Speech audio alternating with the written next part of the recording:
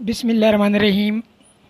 अस्सलामुअलैकुम dear student, उम्मीद है आप सब अल्लाह के फजल करम से खैर आफियत से होंगे। लास्ट टाइम हमने देखे थे रिएक्शन ऑफ अमोनिया। आज हम देखेंगे लिक्विड HF। आज जो हम नॉन एक्वस सॉल्वेंट देखने वाले हैं वो हमारे पास है लिक्विड HF। सबसे पहले इसकी प्रॉपर्टीज़ देखेंगे फिज़िकल, फिर इसके हम रिएक्शन देखेंगे और फिर इसके ड्रॉबैक देखेंगे। जिस तरह हमारे पास वाटर सॉल्वेंट के यूनिवर्सल सॉल्वेंट है, तो नॉन एक्वस की में अगर बात करें हम, तो उसमें लिक्विड HF इसी तरह बहुत इम्पोर्टेंट है। अमोनिया और लिक्विड HF दोनों ये नॉन एक्वस सॉल्वेंट में बहुत ही ज़्यादा इम्पोर्टेंट है। ये वाटर की तरह इतना ज़्यादा क्यों इम्पोर्टेंट है नॉन एक्वस में? इसकी अगर हम डाई इलेक्ट्रिक कांस्टेंट देखें और डाईपोल मूवमेंट देखें तो वो वाटर के साथ तकरीबन मैच करता है। लाइक डिजॉल्व लाइक हम जानते हैं, तो ये क्या होते हैं, more soluble in inorganic compound and less for organic. आगे मज़ीद हम इसकी एक्सप्लेनेशन, तो इसकी जो फिज़िकल प्रॉपर्टी देखें तो इसकी जो लिक्विड रेंज है वो हमारे पास -83 डिग्री से 19.4 डिग्री तक इसकी लिक्विड रेंज है। ये लो स्पेसिफिक कंडक्टेंस होती है इसकी।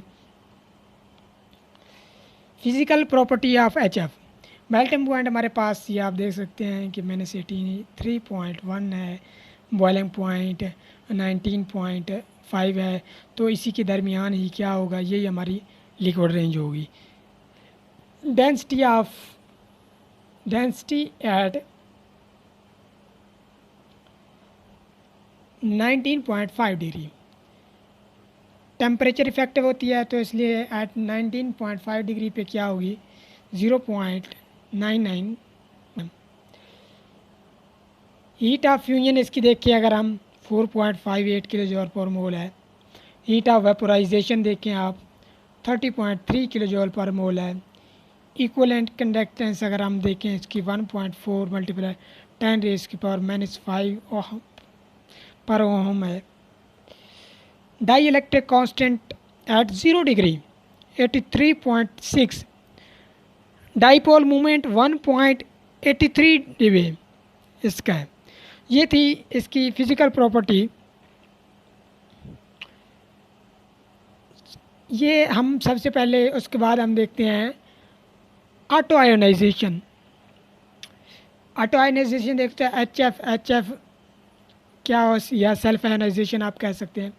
तो हमारे पास क्या बना, H2F प्लस बनेगा और HF2 बनेगा, तो फ्लोरोनियम आइन बना, डाई फ्लोरो हाइड्रोजनेट बना, हमारे पास आइन बना।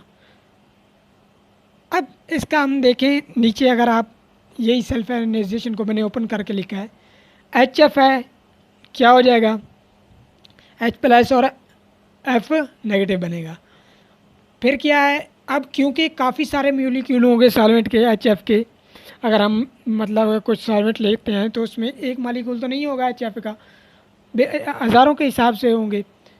तो उसमें क्या है कि H प्लस बनेगा और प्लस में क्या हुआ, F नेगेटिव। अब ये H कोई और मॉलिक्यूल आएगा, फॉर एग्जांपल HF का एक और मॉलिक्यूल आया, H प्लस से कंबाइन हुआ। जब H प्लस से कंबाइन होगा तो हमारे पास क्या बना जाएगा, H2F आइन बना देगा। उसके बाद इसी तरह हो सकता है कोई का HF आए और F नेगेटिव से कंबाइन हो जाए, तो HF नेगेटिव से जब कंबाइन होगा तो हमारे पास क्या बनेगा, HF2 नेगेटिव। अब ये जो इसकी फॉर्म है HF2 नेगेटिव, ये मोर स्टेबल है एज कम्पेयर टू H2F के, due to greater strong hydrogen bonding.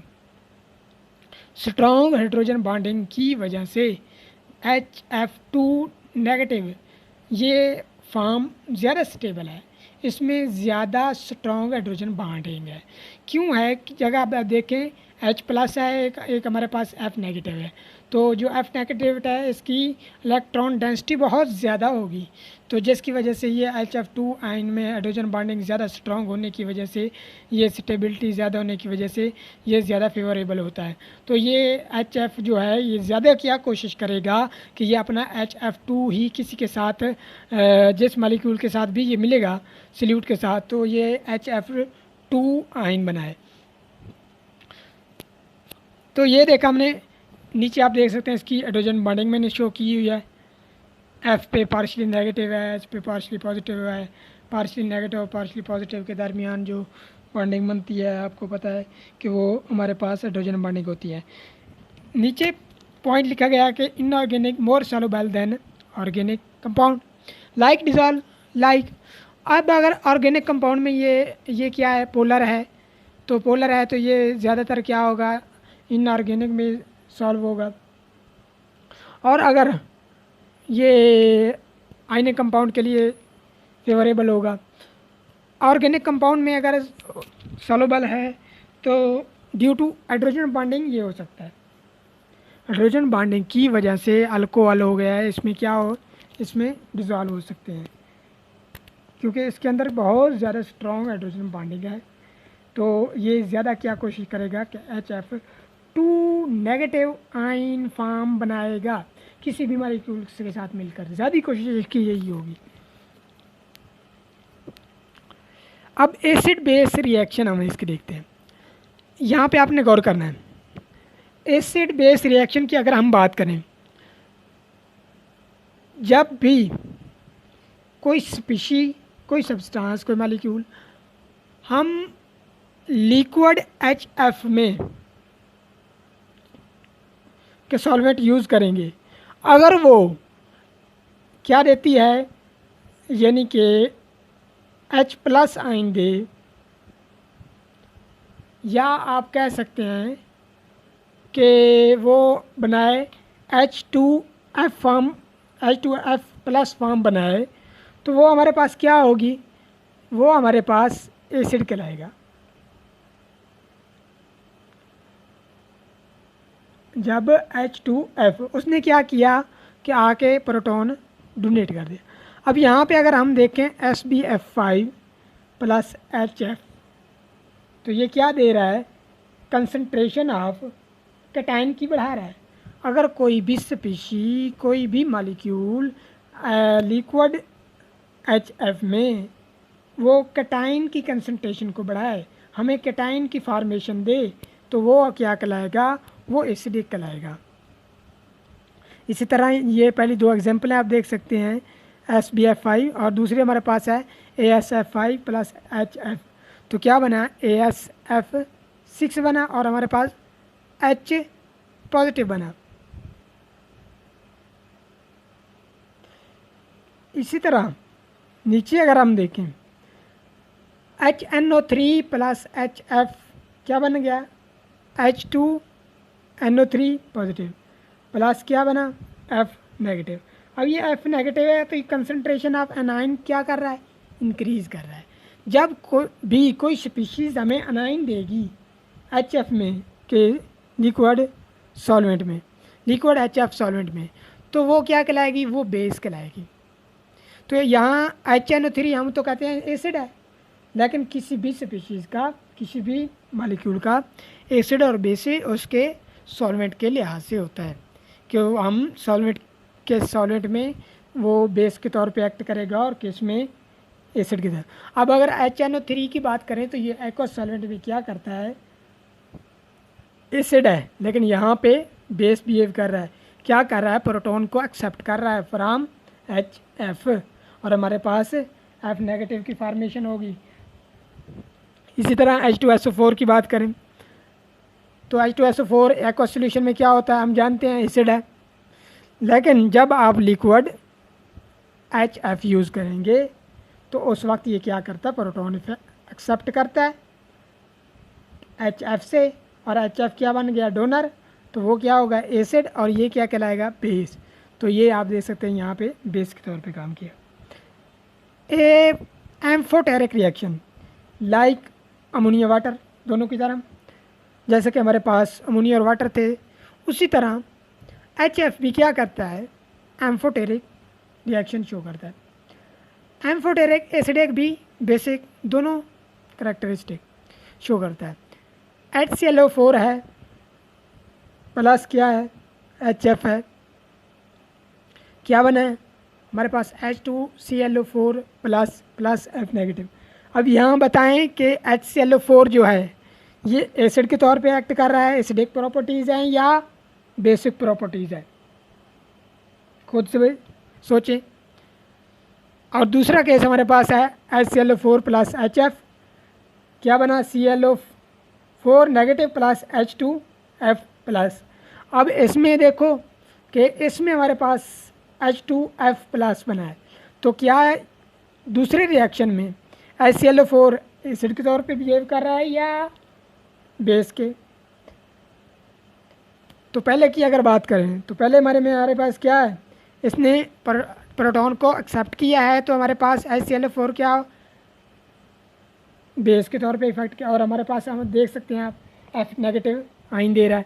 दूसरे की बात करें तो HClO4 है प्लस HF है, तो हमारे पास कंसनट्रेशन ऑफ कटाइन बढ़ रही है, क्या H2F Cl4 नेगेटिव, तो हमारे पास ये यहाँ दूसरे में जहाँ पे कंसनट्रेशन ऑफ कटाइन बढ़ रही है वहाँ ये क्या कर रहा है, एसिड के तौर पे इसने क्या किया, प्रोटॉन दे दिया। तो ये आप देख सकते हैं एक ही सेम रिएक्शन है, लेकिन दोनों में एक पे HF बेस के तौर पे एक्ट कर रहा है, एक एसिड के तौर। ये रिडॉक्स रिएक्शन भी शो करते हैं, ऑक्सीडेशन एंड रिडक्शन। नीचे इनकी दो एग्जाम्पलें आप देख सकते हैं, 7HIF6 प्लस 6Ag, हमारे पास क्या बना 6AgF6 plus HI plus 6HF। इसी तरह 4HNO3 प्लस 3Ag क्या बना AgNO3 सिल्वर नाइट्रेट, आगे क्या है NO एंड 2H2O। इसी तरह ये प्रेसिपिटेशन रिएक्शन भी शो करता है, जिसकी मतलब प्रेसिपिटेट बनते हैं। पहले रिएक्शन में देखें तो हमारे पास सिल्वर सल्फेट के हमारे पास प्रेसिपिटेट बने हैं, दूसरे में हमारे पास TiCl4 बने हैं। डिसएडवांटेज इसकी क्या है, अगर हम इसके डिसएडवांटेज की बात करें तो ये बहुत पॉइजनस है, कार्सिनोजेनिक है। कार्सिनोजेनिक का मतलब ये कैंसर कॉज पैदा करता है, कैंसर की वजह बनता है, तो इसलिए इसका इस्तेमाल हमें बहुत ही एहतियात से करना पड़ता है। दूसरा ये क्या करता है, attacks on glass, attacks on silica glass, तो इसलिए ये सिलिका गिलास में हम इसे रिएक्शन को नहीं करवाते, बल्कि हम इनर्ट मटेरियल में टाइफ्लून पॉलीमर वगैरह हो गए, इनमें ये रिएक्शन करवाना पड़ता है। तो ये तो थे इसके डिसएडवांटेज। थैंक यू, अल्लाह हाफिज़।